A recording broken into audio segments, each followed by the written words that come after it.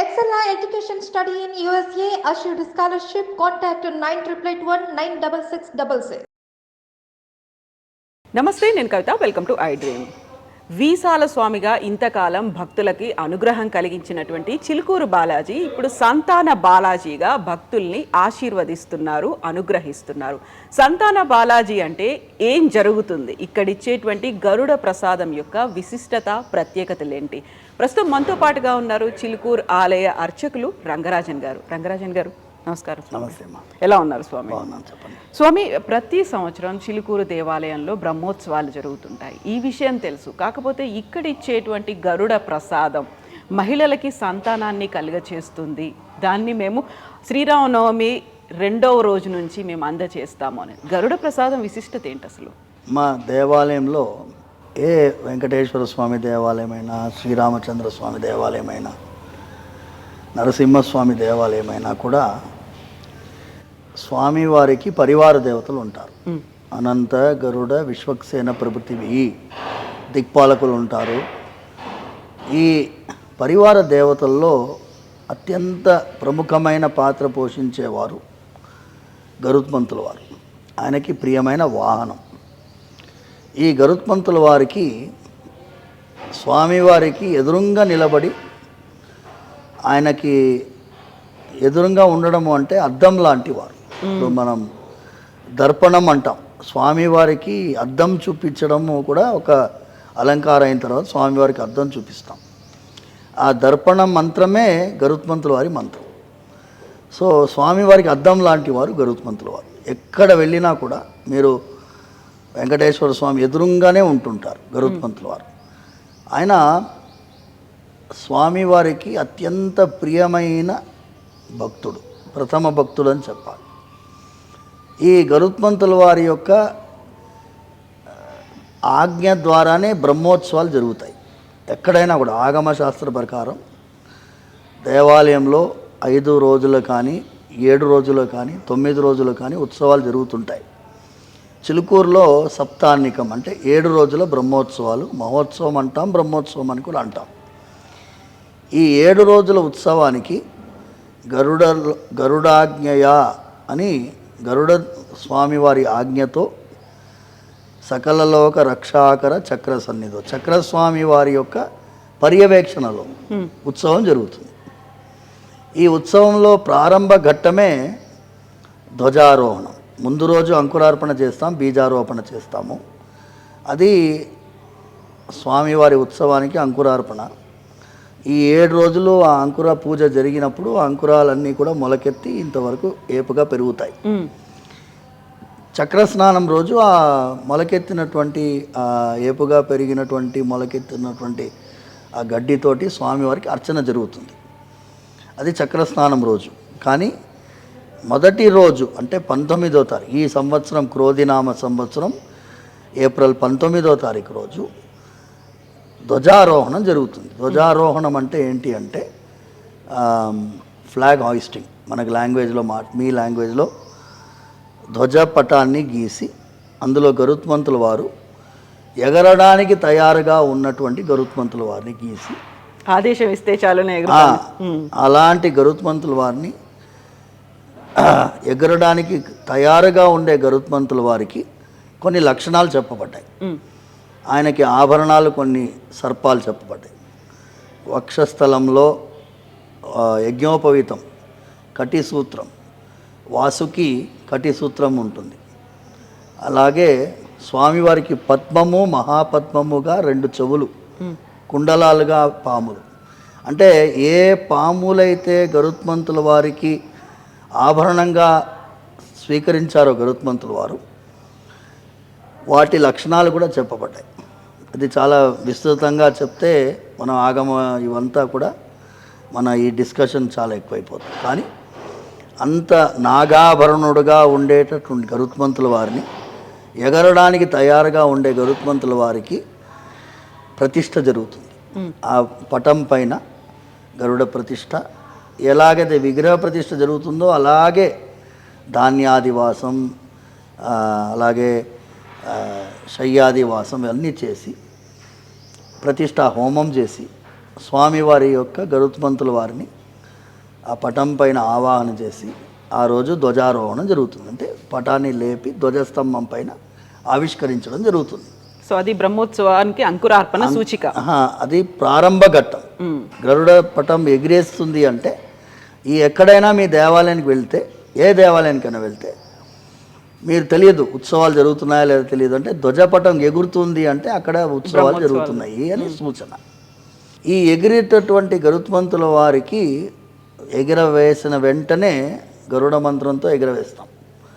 సుపర్ణోసి గరుత్మాన్ దివంగచ్చ సువపత అని చెప్పి పైకి ఎగరండి, మాకన్నిటి కూడా ఆశీర్వదించండి అని అనుకుంటూ ఎగరవేసిన గరుత్మంతుల వారికి 4 దిక్కులా కూడా నైవేద్యం పెడతాం. ఆ 4 దిక్కుల నైవేద్యం పెట్టేదాన్ని గరుడ పిండం అంటాం. ఆ గరుడ పిండం అంటే పెద్ద ముద్ద అలా పైకి ఎగరేసి మేమే స్వీకరించినట్టు భావించి మళ్ళీ మాకు ప్రసాదంగా గరుత్మంతులు వారు ఇస్తున్నట్టుగా 4 దిక్కుల వేసి ఆ గరుడ పిండాన్ని ఎవరైనా స్త్రీలు స్వీకరిస్తే యా స్త్రీ పిండం అశ్నాతి తా స్త్రీ పుత్రవతి భవేత్ అని ఆగమ సూత్రం ఉన్నది. ఇది పాంచరాత్ర ఆగమంలో ప్రతి ఆగమం ఇదే ఘోషిస్తుంది. అంటే మా చిలుకూరులో మేము పాటించే ఆగమం పద్మ సంహిత. అంటే కొంచెం మిశ్రమమైనటువంటి కొన్ని పద్ధతులు వేరే సంహితల నుంచి కూడా ఉన్నాయి. అందులో ఈ గరుడ ప్రసాదం పైన విస్తృతంగా సంతాన ప్రాప్తి గురించి విశదీకరించబడింది అందులో. సో అది ఏమైంది అంటే 2001-2002 సంవత్సరంలో వచ్చిన వాళ్ళు ఎవరైనా పాపం అడిగితే ఇచ్చేవాళ్ళు, కానీ ఇది విస్తృతంగా ప్రచారం జరగలేదు. అన్ని దేవాలయాలు ఇస్తారు, గుర్తుపెట్టుకోండి. చిలుకూరులోనే కాదు, ఎక్కడైనా గరుత్మంతుల వారికి నైవేద్యం చేయబడి యాదిగుట్ట ఉన్నది. యాదిగుట్టలో కూడా ఆ సమయంలో ఆడవాళ్ళు ఎవరైనా ఆ ప్రసాదం స్వీకరించినా వాళ్ళకి సంతాన ప్రాప్తి. అహోబిలంలో కూడా పాంచరాత్ర ఆగం, అక్కడ కూడా గరుడ పిండాన్ని స్వీకరిస్తే అక్కడ కూడా ప్రసాదం. కానీ చిలుకూరులో ఏమైంది అంటే భక్తుల యొక్క కొంగు బంగారంగా ఉండే స్వామి, ప్రత్యక్షమైనటువంటి పరమాత్మ స్వరూపంగా ఉండే స్వామి ఇక్కడ ఇంకా తొందరగా అనుగ్రహిస్తున్నారు అనేటటువంటి నమ్మకం, విశ్వాసం బాగా ఉన్నది.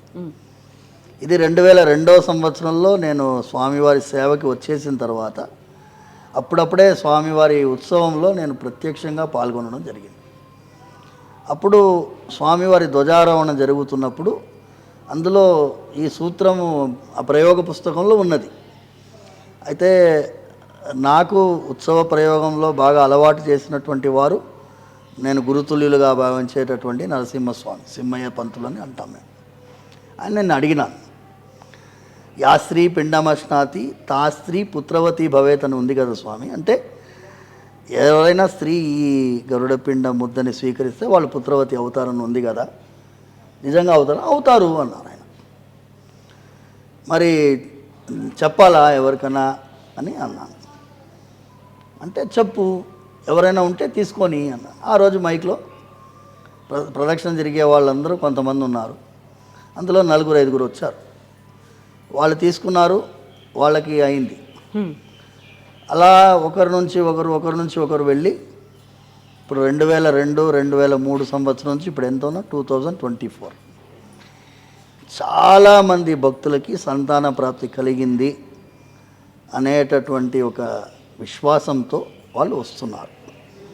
పోయిన ఏడాది దాదాపు 3000 నుంచి 3500 మందికి ఇచ్చాం ఒకటే రోజు. ఈసారి ఏమైంది అంటే ఏప్రిల్ 19th రోజు మేము ఇవ్వబోతున్నామని చెప్పి ఇక్కడ ఈ క్యూ లైన్లో అక్కడ మూలకి నిలబడి నేను మైక్లో చెప్తున్నాను. అయితే ఎవరో భక్తుడు దాన్ని తీసి దాన్ని ఏం చేశాడంటే ఇన్స్టాగ్రామ్లో పెట్టాడు. అది ఒకటేసారి 1,00,000 వ్యూలు పోయినాయి. 1,00,000 వ్యూలు పోతే అది వైరల్ అయిపోయింది. నేను యాక్చువల్గా దానివల్ల సందేహాలు అపోహలు ఎక్కువైపోవడం వల్ల నేను మళ్ళీ మీడియాకు ఒక వీడియో రిలీజ్ చేయడం జరిగింది. అంటే మార్నింగ్ 8 o'clockకి రావాలి, ఎవరికి సంతాన ప్రాప్తి కావాలో వాళ్ళే రావాలి, భార్యాభర్తలు ఇద్దరు రావాలా అవసరం లేదు, భార్య మాత్రం వస్తే చాలు, ప్రసాదం ఇచ్చేది ఓన్లీ భార్యకి మాత్రమే. ఇన్ని అనౌన్స్మెంట్లు చేయాల్సింది ఆ వీడియో ఇన్స్టాగ్రామ్లో వైరల్ అవ్వడం వల్ల అయింది. అని చాలామందికి విశ్వాసం ఉన్నది, వాళ్ళ ఈ ప్రసాదం స్వీకరించాలనేటటువంటి కోరికతోటి వచ్చేవాళ్ళు ఉన్నారు. వాళ్ళకి సరి అయినటువంటి మెసేజ్ ఇవ్వాలని చెప్పి ఈ నిర్ణయం తీసుకోవడం జరిగింది. సో ఇవాళ మీ ద్వారా కూడా ఇదే నేను చెప్పాల్సింది ఏంటి అంటే 3 ఉదాహరణ ఇస్తానమ్మా. ఎలాంటి ఒక విశేషమైనటువంటి స్వామివారి లీల ఈ గరుడ ప్రసాదంలో. అరౌండ్ 15 years బ్యాక్ అనుకుంటాను, 15 సంవత్సరాల ముందు ఒక పెద్ద డాక్టర్ గారు పెళ్ళై 16 years అయిపోయింది. ఇక వాళ్ళు వదులుకుంటే సంతానం అవుతుందని వదులుకున్నారు. అయినా ఆయన భార్యకి పాపం ఇంకా విశ్వాసం ఉంది. ఆవిడ పాపం స్వామివారిని ప్రార్థిస్తూనే ఉంది. అయితే ఆ గరుడ ప్రసాదానికి జస్ట్ కొన్ని రోజుల ముందు ఆవిడ వచ్చింది. వస్తే నేను అన్నాను, ఈ గరుడ ప్రసాదం తీసుకోమా స్వామివారు అనుకున్నాను. గరుడ ప్రసాదం తీసుకున్న తర్వాత భార్యాభర్తలు ఇద్దరు వచ్చారు. వస్తే ఆమెకి కన్ఫర్మ్ అయింది. కన్ఫర్మ్ అయితే నేను అన్నాను, తప్పకుండా నీకు కవలలు పుట్టేటట్టు ఉన్నారమ్మా అని చెప్పిన. జస్ట్ ఈ గర్భగుడి ఎదురుగా స్వామివారి ముందు నిలబడి చెప్పిన. నిజంగా వాళ్ళ కవలలు పుట్టారు. వాళ్ళ కవలలకు పుట్టేసరికి వాళ్ళకి ఆనందం తట్టుకోలేకుండా వాళ్ళు, ఆ doctor imagine very very senior doctor, వాళ్ళకి ఎంత విశ్వాసము పెరిగింది అంటే, ఈ గరుడ ప్రసాదం గురించి మీరు చెప్తూనే ఉండండి స్వామి, మాలాంటి వాళ్ళు చాలామంది ఉన్నారు, దయచేసి దీన్ని ఆపకండి అంటే చెప్పడం ఆపకండి. వాళ్ళు వచ్చేవాళ్ళు ఎలాగో వస్తారు, తెలుసుకొని వస్తారు, మీరు చెప్పడం వల్ల ఇంకా మాలాంటి వాళ్ళు తెలుసుకొని మాకు అంటే వివాహానికి మన సనాతన ధర్మంలో వివాహ వ్యవస్థలో ముఖ్యమైనటువంటిది ఏంటంటే సంతానం కోసమే. పెళ్లి చేసుకునేది ఎందుకు? వంశవృద్ధి కోసం. మనము వేరే శృంగారాన్ని అనుభవించడం కోసం పెళ్ళిళ్ళు చేసుకోవడం లేదు. ఈవెన్ ఫస్ట్ నైట్కి కూడా మంత్రోక్తంగా ఉంది, గర్భం దేహి సినీవాలి గర్భం దేహి సరస్వతి అనేటటువంటి మంత్రంతో గర్భాధానం జరగాలి అని చెప్పి శాస్త్రం చెప్తున్నది. అలాంటిది ఇది ఒక ఫస్ట్ ఎపిసోడ్ నాకు ఇంకా బలమైన విశ్వాసం పెరగడానికి. రెండవది ఏంటి అంటే, ఒక చాలా బీద అమ్మాయి, లంబాడి వాళ్ళ అమ్మాయి డాక్టర్ దగ్గర వెళ్తే ఆ డాక్టర్ గారు గైనకాలజిస్ట్ ఏమన్నారంటే, నీకు యూట్రస్ పొజిషన్ సరిగా లేదమ్మా, నీకు సంతానం కలగదు అనేసినారు. ఆవిడ ఏడ్చుకుంటూ చిలుకూరొచ్చి ఆవిడ ఏమంటుందంటే, డాక్టర్స్ చెప్పేసినారు నాకేం లాభం లేదు అని చెప్తున్నారు. అయితే నాకేం తెలియదమ్మా, నేను గరుడ ప్రసాదం ఇస్తాను, నువ్వు తీసుకో, తర్వాత దేవుడి మీద భారం పెట్టు అని చెప్పిన. ఆవిడ తీసుకుని మరి 4 నెలల తర్వాత మళ్ళీ వచ్చి నాకు కన్ఫర్మ్ అయింది స్వామి, కానీ అల్ట్రాసౌండ్ చేసిన వెంటనే ఆ డాక్టర్ అమ్మ ఏమంటున్నది, నీ ఫీటస్ పొజిషన్ సరిగా లేదు, ఇది పెరిగితే నీకు హాని పాపకు హాని, తీసేయాలంటుంది. చూడండి, ముందేమో అసలే కాదన్నారు, ధరించిన తర్వాత ఏమనింది, తీసేయాలంటుంది. మన దాంట్లో భ్రూణహత్య మహాపాపం, ఘోరమైన పాపం. నేనేమన్నానంటే, అమ్మా నువ్వు డాక్టర్ని మార్చుమా, వెంకటేశ్వర స్వామి దగ్గర వచ్చావు, నేనేమంటున్నా అంటే 70 ఏళ్ళు వయసు ఎక్కువ ఉన్నటువంటి గవర్నమెంట్ హాస్పిటల్లో పనిచేసినటువంటి డాక్టర్ అమ్మ దగ్గర వెళ్ళు, నీలాంటి కేసులు కొన్ని వేలు చూస్తుంటుంది ఆవిడ అంటే. సరే స్వామి అని చెప్పి అలాంటి ఒక డాక్టర్ దగ్గర వెళ్తే ఆవిడ కొంచెం బెడ్ రెస్ట్, కొన్ని ఎక్సర్సైజెస్ నేర్పించింది, అవి చేసుకొని ముద్దుగా బిడ్డ పుట్టాడు, అబ్బాయి పుడితే ఏం చేసింది ఆవిడ, ఒక సంచి నిండా బత్తాయి పండ్లు తెచ్చింది. వాళ్ళ బత్తాయి తోట ఉంది వాళ్ళకి, బత్తాయి పండ్ల తోటలోంచి సంచి నిండా బత్తాయి తెచ్చి బాబుని చూపిస్తుంది, బత్తాయి ఇస్తుంది. పండంటి బిడ్డ ఇచ్చాడు నాకు స్వామి, నీకు ఒక బత్తాయి అని అందరికి ఇచ్చిందమ్మా. Then it made me even more, నాకు ఇంకా స్వామివారి యొక్క వైభవాన్ని ఇంకా చెప్పాలనేటటువంటి తపన కలిగింది. మూడవది చాలా విచిత్రమైన సంఘటన. ఇక్కడ నుంచి చండీగఢ్ వెళ్తున్నారు భక్తులు కొంతమంది. పక్క బర్త్లో ఒక ఆవిడకి సంతానం లేదు, ఆవిడ వీళ్ళతో తెలియదు. వీళ్ళు మాట్లాడుకుంటున్నారు పోయిన ఏడాది, स्वामी के मंदिर में संतान का प्रसाद दे रहेगा थे, అనౌన్స్మెంట్ करे अपना कोई है क्या అని వాళ్ళు మాట్లాడుకుంటున్నారు. అయితే ఈమెకి వాళ్ళకి పరిచయం లేదు. ఈమె విని ఎప్పుడు ఏంటి డేట్ అని కనుక్కుంది.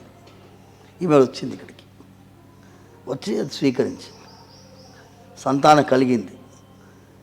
బాబుని పట్టుకొని, చిన్న బాబు, just she brought to show, చూపించడానికి తీసుకొచ్చింది. ఏం చెప్పింది అంటే, ట్రైన్లో కనుక వాళ్ళు మాట్లాడకపోయి ఉంటే నాకు తెలిసేది కాదు. వాళ్ళు మాట్లాడుకుంటున్నారంటే ఈ స్వామి వారి యొక్క ఆశీర్వాదం నాకు ఇవ్వాలని సంకల్పించినారు కాబట్టి నాకు ఆశ్చర్యంగా ఉంది. వాళ్ళకి థ్యాంక్స్ చెప్పినాను. వాళ్ళు ఎక్కడ ఉంటారో తెలియదు నాకు, భగవంతుడే నాకు వాళ్ళని పంపించినట్టు అనిపించింది అని చెప్పి ఇన్ని ఆనందకరమైన విషయాలు చెప్పి వెళ్ళింది. దెన్ నేను నిర్ణయించుకున్నాను, ఇది స్వామివారి యొక్క ఆశీర్వాదం, ఇది తప్పకుండా భక్తులకు చేరవేయాలని సంకల్పంతో మా వాళ్ళందరికీ చెప్పినాను. మా వాళ్ళు వాలంటీర్స్ అందరికీ చెప్పినాను. ఆ రోజు విపరీతమైన భక్తులు ఉంటారు, చాలామంది వస్తారు, రానియండి, అందరికీ ఇద్దాం. కొంతమంది ఏంటి అంటే, మా పిల్లలు అమెరికాలో ఉన్నారు, ఏం చేయాలి? నేనేమన్నానంటే, ఒకళ్ళిద్దరికి సూచించినాను, ఉత్సవం జరుగుతుంది ఆ టైంలో, మీరు అక్కడ స్వామివారిని తలుచుకొని మీ ఇంట్లో కొంచెం పొంగళ్ళు వండి స్వామివారికి అక్కడి నుంచి నైవేద్యం పెట్టి అదే గరుడ ముద్దగా భావించి తీసుకోండి అని చెప్పినాను. చూద్దాం, అలాగే ఆశీర్వాదం అవుతుంది, భగవంతుడి కటాక్షం. ఎందుకంటే ప్రత్యక్షంగా వచ్చి స్వీకరిస్తే మంచి ఫలితం ఉంటుంది, ఒకరి బదులు ఒకరు స్వీకరిస్తే ఫలితం లేదు. అయితే స్వామి, ఇక్కడ ప్రధానంగా ఇప్పుడు సంతానాలు ఏమీ లేకుండా పిల్లలు పుట్టట్లేదు అనుకున్నప్పుడు అది కేవలం మహిళలకు సంబంధించినటువంటి అంశం కాదు. ఇద్దరిలోనూ లోపం ఉండొచ్చు, లేకపోతే అక్కడ అనారోగ్యమైనటువంటి సమస్యలు ఉండొచ్చు, ఇంకేదైనా కారణం ఉండొచ్చు. బట్ మీరు ఇస్తున్నటువంటి గరుడ ప్రసాదం కేవలం మహిళలకి మాత్రమే ఎందుకు ఇస్తున్నారు? ఇప్పుడు మీరు సమాధానం మీకే చెప్తానమ్మా. ఇప్పుడు ఐవీఎఫ్ ఎవరికి చేస్తారు? మహిళలకే చేస్తారు. ఎందుకు? ఏదో లోపం ఉండుంటుంది, దాన్ని సెట్ చేయాల్సిన అవసరం ఉంటుంది. Fertility is related to women. ఇప్పుడు మగవాళ్ళలో వీర్య కణాలు తక్కువ ఉన్న ఒక వీర్య కణం చాలు కదమ్మా. ఇప్పుడు మెడికల్ సైన్స్లో వీళ్ళు ఏమంటారు, ఇన్ని మిలియన్ ఉంటేనే మీది కరెక్ట్ అంటారు. జీరో స్పర్మ్ కౌంట్ అంటారు. జీరో స్పర్మ్ కౌంట్ అంటే చాలా తక్కువ ఉంటే దాన్ని జీరో కింద లెక్క పెట్టుకుంటారు. అదేమీ లేదు, ఒక్క స్పర్మ్ ఈజ్ ఆల్సో ఇనఫ్. భగవంతుడి అనుగ్రహం ఉంటే ఆ స్పర్మ్ కూడా పోయి పిండంతో కలుస్తుంది.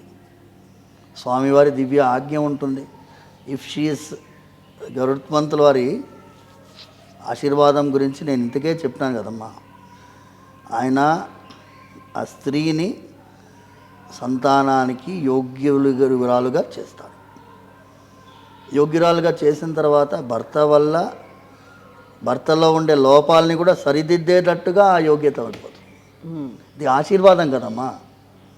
అండ్ ప్రామిస్ ఆఫ్ సంతాన ప్రాప్తి. ఎలా సంతానం కలగాలి? భర్త ద్వారానే కలగాలి కదా.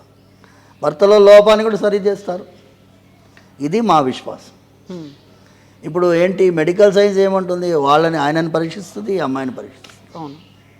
కానీ సంభోగం జరిగేటటువంటి పరీక్ష, సక్సెస్ఫుల్ పరీక్ష ఎవరు చేయలేరు. ఇంతవరకు సైన్స్ లేదు. అందుకోసం మేమేమంటామంటే, మీరు ఒక లెవెల్ వరకే మీరు పరీక్షించగలరు. మీరు 50% పరీక్షించారు, మేము కలిపి 100% స్వామి చేస్తాడు. అది ఆశీర్వాదం. సో భగవంతుడి యొక్క అనుగ్రహం ఆయన ఇవ్వాలి అని తలుచుకుంటే ఆ మెడికల్ డాక్టర్కి ట్విన్స్ ఎలా పుడతారమ్మా? వాళ్ళు చూసి ఉండరా? ఐవీఎఫ్ చేసి ఉండరా? ప్రయత్నం చేసి ఉంటారు వాళ్ళు తప్పకుండా. అందులో కూడా జరగలేదు. ఆ యూట్రస్ సరిగా లేదు, పొజిషనింగ్ సరిగా లేదని నాట్ పాసిబుల్ అన్నటువంటి వారికి స్వామి అనుగ్రహించారు. ఎన్నో ఉన్నాయమ్మా. ఇప్పుడు నేను చెప్పుకుంటూ పోతే కొన్ని వందల ఉదాహరణలు ఉన్నాయి. మీరు మీ యూట్యూబ్ దాంట్లో కమెంట్స్లో వస్తాయి, మాకు కూడా అయిందండి, మాకు కూడా అయింది, చూడండి మీరు. స్వామి, గతంలో పుత్రకామేష్టి యాగం అనేది ఉండేది. ఆ తర్వాత కూడా చాలాసార్లు ఆశ్రమాల్లో పుత్రకామేష్టి యాగాలు జరిగాయి. అది దంపతులకి కలిపి చేశారు. దంపతులు ప్రత్యేకంగా అక్కడ కూర్చోవాలి, ఎలా పాటించాల్సినటువంటి ఏం విధి విధానాలు ఉన్నాయని. ఇక్కడ కేవలం మహిళలని మాత్రమే రమ్మంటున్నారు. ఈవెన్ హస్బెండ్ కూడా ప్రసాదం కాదు కదా, రావడం కూడా కేవలం మహిళ మాత్రమే రావాలి అని చెప్పడం. అది ఏంటంటే మెయిన్ మా భర్తలు వస్తారు, కానీ మేము ప్రసాదం సమయంలో వాళ్ళని దంపతులుగా తీసుకొని ఉంటే మాకు ఇబ్బంది. ప్రసాదం ఇచ్చేది ఆడవాళ్ళకే కదా, భర్త పక్క నుండి ఏమీ చేయడానికి లేదు. సో ఆయన అనుగ్రహం ప్రార్థించాలి. మాకు మెయిన్గా చిన్న ప్రాంగణం, 3-4 అంశాల వల్ల భర్తని అలౌ చేయట్లేదు. మొదటి కారణం ఇచ్చేది ఆడవాళ్ళకే, సో భర్త యొక్క ప్రమేయం అక్కడ లేదు. రెండవది ఓపిక చాలా తక్కువ భర్తలకి. ప్రతి 10 నిమిషాలకి ఇంకెప్పుడండి అని వేధించడం మొదలుపెట్టారు. మాకు ఎక్స్పీరియన్స్ ఉంది. అందుకోసం మేము నాయన మీరు మీ ఆవిడని ఇక్కడ డ్రాప్ చేసి బయట వెయిట్ చేయండి. ఇప్పుడైతే యూపీఎస్సీ ఎగ్జామ్ ఎలాగైతే బయట వెయిట్ చేస్తారో, ఇది సంతాన ప్రాప్తి అనుగ్రహం కాబట్టి బయట వెయిట్ చేయండి. రెండవది. మూడవది క్రౌడ్ మేనేజ్మెంట్. ఇప్పుడు 3,000 మంది వచ్చారనుకోండి, భర్తలు 3,000 మంది వచ్చారనుకోండి, మేము 6,000 మందిని మేనేజ్ చేయలేము. It's all difficult. సో చాలా ఆలోచించి సంతాన ప్రాప్తికి కావాల్సింది ఆడవాళ్ళకి ప్రసాదం. ఇంకా 4వది ఏంటంటే ఒక చులకన భావంతో కొంతమంది భర్తలు బిహేవ్ చేశారు. మా ఆవిడ ఎన్నో పూజలు చేస్తుంది, పునస్కారాలు చేస్తుంది, ఏమొస్తుంది. ఈ యాటిట్యూడ్ అనేది పనికిరాదు. విశ్వాసంతో పరమ భక్తితో స్వీకరిస్తే మాత్రం బ్రహ్మాండమైన ఫలితం లభిస్తుంది. అందుకోసం మేము అది చూసాం. ఇది మా నిర్ణయానికి కారణం, ఇవన్నీ కారణాలు. సో భర్తలు రావచ్చు, దర్శనం చేసుకొని బయట వెయిట్ చేయాలి. భార్య ప్రసాదం స్వీకరించిన తర్వాత ఇద్దరు కలిసి మళ్ళీ దర్శనానికి రావచ్చు. మధ్యాహ్నం 1 o'clock వరకు దర్శనం ఉంటుంది. పొద్దున 8 గంటలంటే మాకు ధ్వజపటం ఎగిరేసే వరకు ఒక 1 hour అయినా కూడా 9:30 నుంచి ప్రసాదాలు ఇవ్వడం మొదలు పెడతాం. యాజ్ ఎర్లీ యాజ్ పాసిబుల్, ఎంత త్వరగా వీలవుతే అంత త్వరగా. ఎండాకాలం కాబట్టి మేము అంతసేపు వీళ్ళని వెయిట్ చేయించే ప్రయత్నం లేదు. భగవంతుడి ఆశీర్వాదంతో తొందరగా వీళ్ళకి ప్రసాదం ఇచ్చి పంపించే ప్రయత్నంలో మేము అందరం ఉన్నాం. స్వామి, ఇప్పుడు పిల్లలు పుట్టట్లేదు అనుకుంటే బోల్డ్ అంతా మెడికల్ టెక్నాలజీ అనేది వచ్చింది, లేటెస్ట్ టెక్నాలజీ వస్తున్నాయి, టెస్టులు వస్తున్నాయి, దానికి సంబంధించినటువంటి మెడిసిన్స్ అనేవి, ఇలాంటివన్నీ ఉన్నప్పుడు ఇప్పుడు మళ్ళీ వెనక్కి వెళ్ళి దేవుణ్ణి నమ్మండి, లేకుంటే ప్రసాదాన్ని తినండి, దాంతో వస్తుంది అని చెప్పడం అనేది బోల్డ్ అంతా క్రిటిసిజం కూడా కనిపిస్తుంది కదా దీని మీద.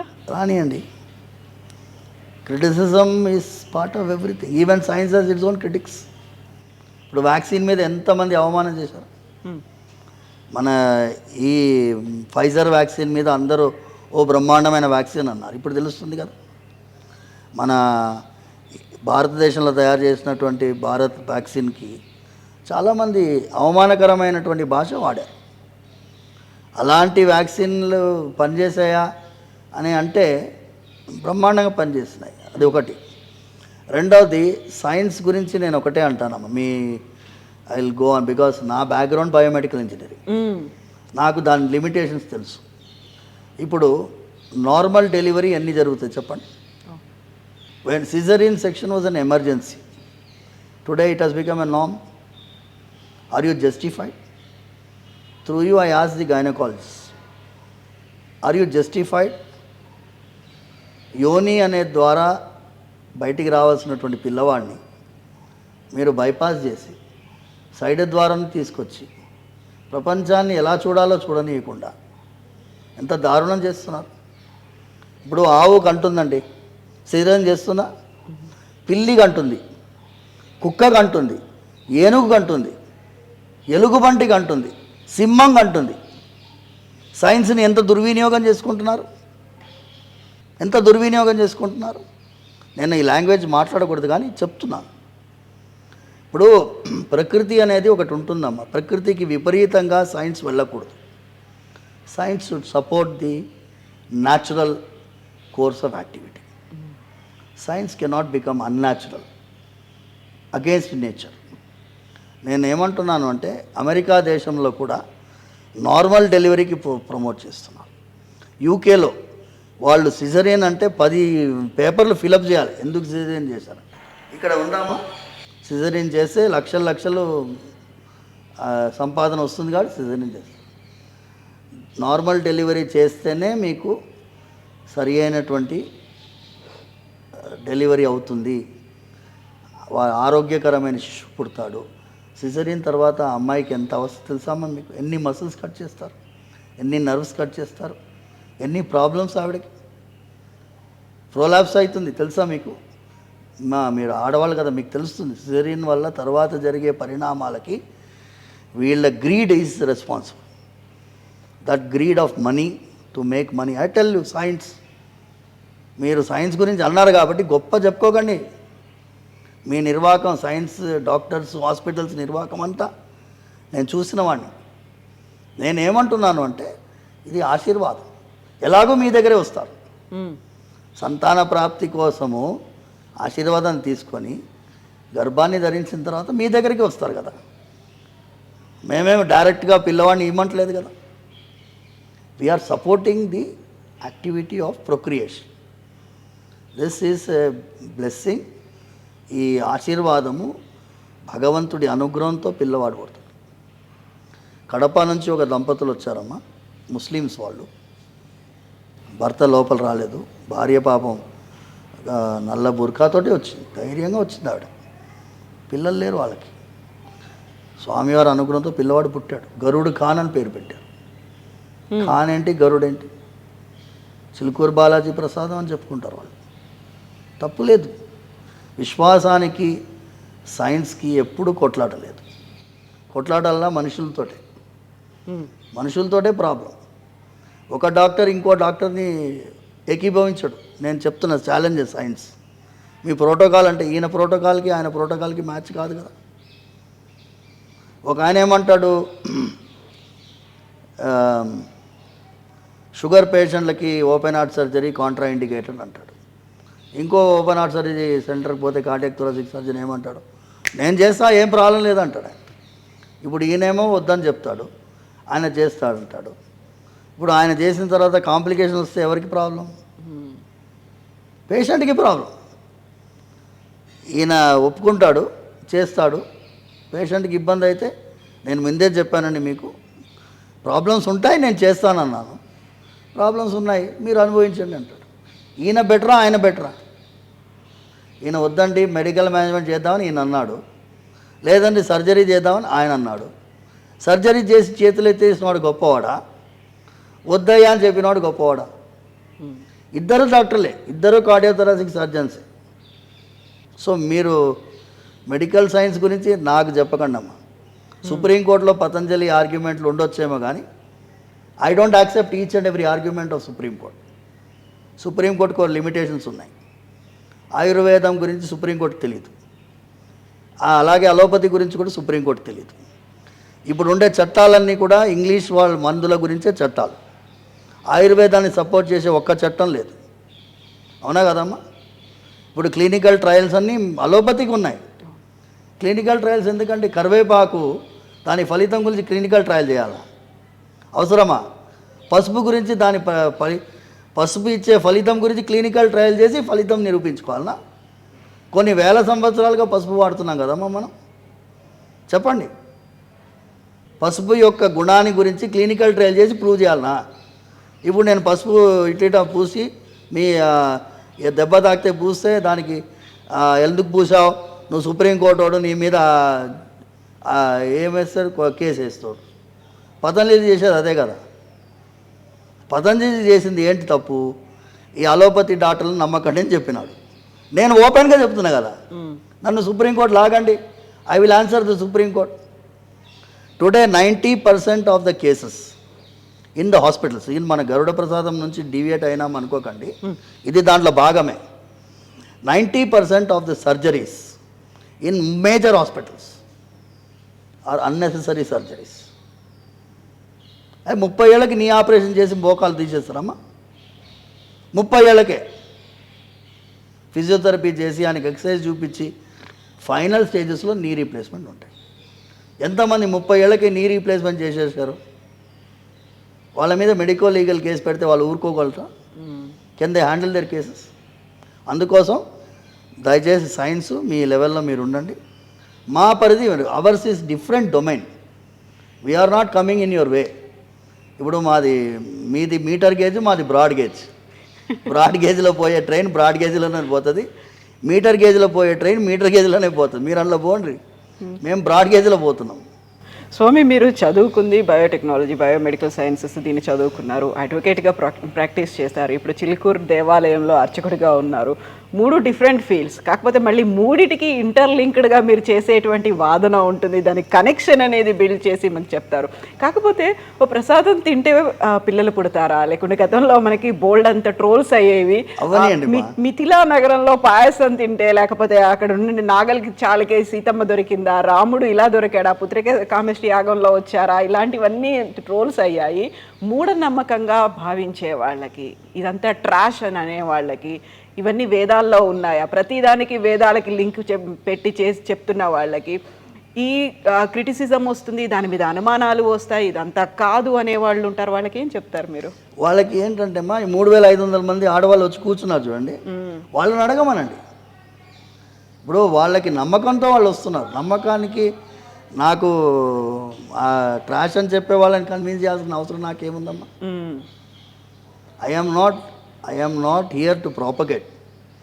I am here to benefit people. మన ఇతరులకి ఉపయోగకరమైన పరిస్థితి ఏం చేయాలి. నేను వాదన కోసమో ప్రతివాదన కోసమో, నేను భగవంతుడి అనుగ్రహాన్ని 100% ఉన్నది అని చెప్పడానికే ఉన్నానమ్మా. లేదని చెప్పడానికి వాళ్ళు ఉన్నారు. వాళ్ళ పని వాళ్ళు చేసుకొనియండి, నా పని నేను చేసుకొనియండి. కోట్లాది మంది నమ్మకస్తులు వస్తున్నారు, మిమ్మల్ని నమ్మే వాళ్ళు ఉన్నారు మీ వెనకాల. మీ సిలబస్ మీది, మా సిలబస్ మాది.